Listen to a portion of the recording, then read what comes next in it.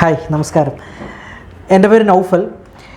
ഇന്ന് നമ്മൾ ഈ വീഡിയോയുമായി നിങ്ങളുടെ മുമ്പിൽ വന്നു നിൽക്കുന്നതിൻ്റെ പ്രധാനപ്പെട്ട ഉദ്ദേശം എന്താണെന്ന് വെച്ചിട്ടുണ്ടെങ്കിൽ, നിങ്ങളിൽ പല ആളുകളും ഡിഗ്രി കഴിഞ്ഞവരുണ്ടാവാം, ജോലി ചെയ്തുകൊണ്ടിരിക്കുന്നവരുണ്ടാവാം, ജോലിക്ക് വേണ്ടി ശ്രമിക്കുന്ന ആൾക്കാരുണ്ടാവാം.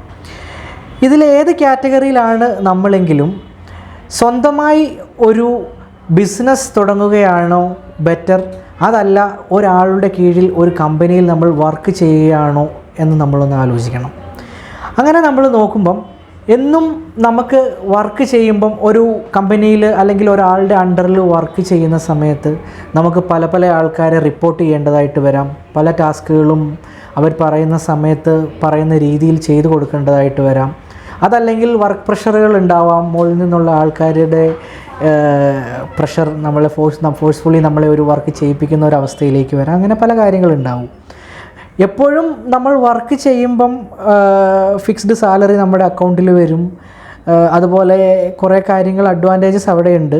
എങ്കിൽ തന്നെയും കൂടുതൽ സമയത്തും ഓരോ ആൾക്കാർക്കും സ്വന്തമായ ഒരു ബിസിനസ് എന്നുള്ളതായിരിക്കും സ്വപ്നം.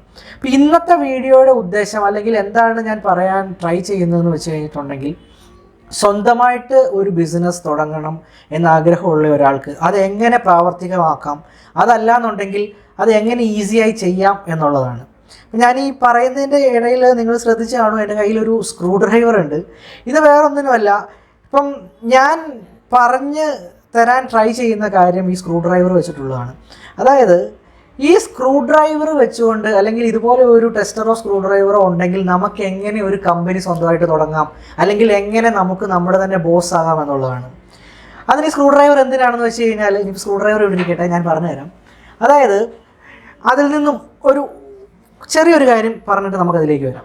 അതായത് നിങ്ങൾ ശ്രദ്ധിച്ചിട്ടുണ്ടാവും, നിങ്ങളിൽ പല ആൾക്കാരും ഫ്ലൈറ്റിൽ പോയിട്ടുണ്ടാവും. അപ്പോൾ ഈ ഫ്ലൈറ്റിൽ കയറുന്ന സമയത്ത് അവിടെ ഒരിക്കലും എൻജിനീയർ ക്ലാസ് എന്ന് പറഞ്ഞൊരു ടിക്കറ്റ് ഇല്ല, ഡോക്ടേഴ്സ് ക്ലാസ് എന്ന് പറഞ്ഞൊരു ടിക്കറ്റ് ഇല്ല.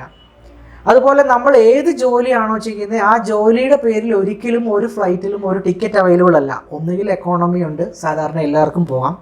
പിന്നെ ഉള്ളത് ഫസ്റ്റ് ക്ലാസ്, അതല്ലെങ്കിൽ അതിന് മുകളിൽ ബിസിനസ് ക്ലാസ് എന്ന് പറയുന്ന ഒരു ക്ലാസ് ആണുള്ളത്.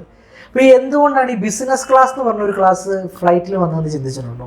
അതായത് ബിസിനസ്സുകാരാണ് ഏറ്റവും കൂടുതൽ മണി സ്പെൻഡ് ചെയ്യാൻ കഴിവുള്ള ആൾക്കാർ. അവരുടെ കപ്പാസിറ്റി, മണി സ്പെൻഡിങ് കപ്പാസിറ്റി എന്ന് പറഞ്ഞിട്ടുണ്ടെങ്കിൽ അത് വേറൊരാൾക്ക് തീരുമാനിക്കാൻ പറ്റുന്നതോ അതല്ലാന്നുണ്ടെങ്കിൽ ഒരു ഫിക്സ്ഡ് ആയിട്ടുള്ളൊരു എമൗണ്ടോ അല്ല. കാരണം നമ്മൾ തന്നെ ഒരു ബിസിനസ് ചെയ്യുന്നു, അതിൽ എന്ത് തന്നെ ലാഭം ഉണ്ടായാലും എന്ത് തന്നെ നഷ്ടം ഉണ്ടായാലും അത് നമ്മുടെ മാത്രമാണ്. അപ്പോൾ അങ്ങനെ വരുമ്പോൾ ഒരു സക്സസ്ഫുൾ ബിസിനസ്മാൻ ആയി കഴിഞ്ഞിട്ടുണ്ടെങ്കിൽ നമ്മുടെ ഇൻകം എന്ന് പറയുന്നതും അതല്ലെങ്കിൽ നമ്മുടെ സ്പെൻഡിങ് കപ്പാസിറ്റി എന്നൊക്കെ പറയുന്നത് വളരെ അധികമായിരിക്കും. ഇനി ഞാൻ ബൈക്കിലേക്ക് വരാം.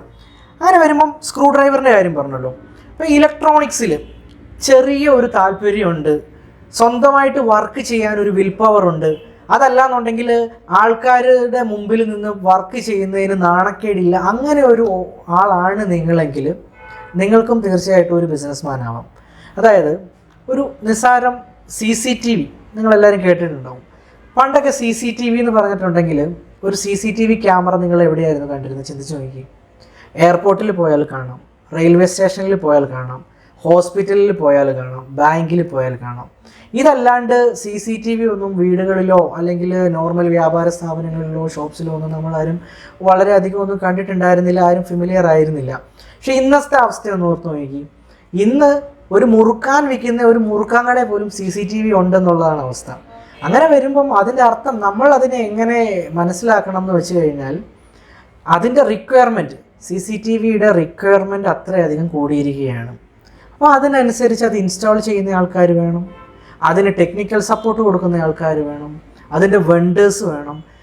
അങ്ങനെ ഓരോ സിസ്റ്റം, ഇപ്പോൾ നമ്മുടെ ബിൽഡിങ്ങിൻ്റെ വർക്ക് അതല്ലെങ്കിൽ ഇലക്ട്രിസിറ്റി ഉള്ളിടത്തോളം കാലം ഈ CCTV എന്ന് പറയുന്ന ഒരു സെക്ടറിലുള്ള നമുക്കുള്ള ജോലി സാധ്യതകൾ നമ്മുടെ മുമ്പിൽ ഉണ്ടാവും.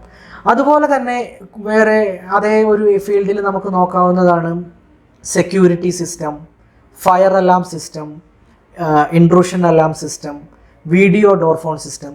ഇങ്ങനെ ഇലക്ട്രോണിക്സുമായി ബന്ധപ്പെട്ട് വീടുകളിലും ബിൽഡിങ്ങുകളിലും ഷോപ്പുകളിലും ഒക്കെ ഇൻസ്റ്റാൾ ചെയ്യാൻ പറ്റുന്ന വളരെയധികം സിസ്റ്റംസ് ഇന്ന് നമ്മുടെ നാട്ടിൽ അവൈലബിൾ ആയിട്ടുണ്ട്. അപ്പം അതിൻ്റെ ഒരു വർക്ക് നമുക്ക് സ്വന്തമായിട്ട് ചെയ്യാം എന്നതാണ് ഞാൻ ഈ ബിസിനസ് എന്നതിലൂടെ ഉദ്ദേശിച്ചത്. അതായത് ഇപ്പോൾ ഒരു CCTV സിസ്റ്റം നമുക്ക് ചെയ്യണം എന്നുണ്ടെങ്കിൽ ആകെ വേണ്ടത് എന്താണെന്ന് വെച്ച് കഴിഞ്ഞിട്ടുണ്ടെങ്കിൽ പണി അറിയണം ഫസ്റ്റ്, പ്രൊഫഷണലായിട്ട് വർക്ക് ചെയ്യാൻ പറ്റണം, വർക്ക് ചെയ്യാൻ റെഡി ആയിരിക്കണം, അതിന് വേണ്ട സാധനങ്ങളും ഉണ്ടെങ്കിൽ നമുക്ക് ഈസി ആയിട്ട് ഇത് ചെയ്യാൻ പറ്റും. ഇപ്പോൾ ഒരു CCTV സിസ്റ്റത്തിൻ്റെ എക്സാമ്പിളായിട്ട് ഞാൻ പറയുകയാണെങ്കിൽ ക്യാമറ വേണം, അത് റെക്കോർഡ് ചെയ്യാനുള്ള ഡിവൈസ് വേണം, അതിനെ പ്രോസസ്സ് ചെയ്യാനുള്ളൊരു DVR വേണം, പിന്നെ അതിന് കേബിൾസ് വേണം. ഇതൊക്കെ പ്രോപ്പറായിട്ട് നമ്മൾ പ്രൊഫഷണലായിട്ട് അതിൻ്റെ മെഷർമെൻറ്റും അതിൻ്റെ കാര്യങ്ങളും നോക്കി സ്പെസിഫിക്കേഷനും നോക്കി കണക്ട് ചെയ്ത് കഴിഞ്ഞിട്ടുണ്ടെങ്കിൽ ആ സിസ്റ്റം വർക്കായി. ഫോർ എക്സാമ്പിൾ നമ്മളൊരു ബിൽഡിങ്ങിൽ ഒരു വീട്ടിൽ CCTV വെക്കണമെന്നുണ്ടെങ്കിൽ ഇലക്ട്രീഷ്യൻ വരുന്നു, നമ്മൾ എവിടെയൊക്കെ കേബിൾ വേണമെന്ന് പറയുന്നു, അവരതിനുള്ള കേബിൾ അവിടെ ഇടും. പിന്നീട് എവിടെയാണ് ക്യാമറ വെക്കുന്നത് ആ കേബിളിൽ നമ്മൾ വലിച്ചേക്കുന്ന സ്ഥലത്തേക്ക് നമ്മൾ ക്യാമറ ഫിറ്റ് ചെയ്യുന്നു.